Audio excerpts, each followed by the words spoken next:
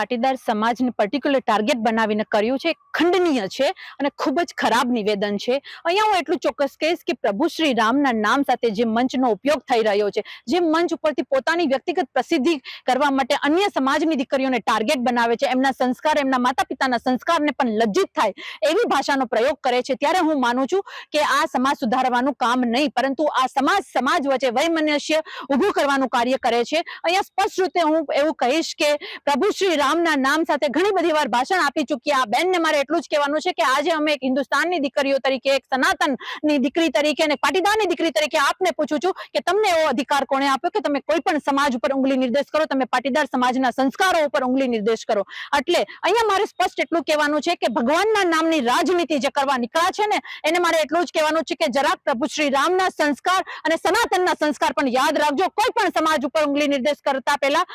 યાદ રાખજો। અને એટલું ચોક્કસ કે માત્ર એક સમાજની દીકરીઓની વાત નથી કે એક સમાજના સંસ્કારોની વાત નથી, અહીંયા સમગ્ર હિન્દુસ્તાનની દીકરીઓના સંસ્કાર ઉપર લાંછન લગાડ્યું છે આ બેને, એટલે એની ભાષાની મર્યાદા તોડ્યું છે ને એના ઉપર કડક કાર્યવાહી થવી જોઈએ।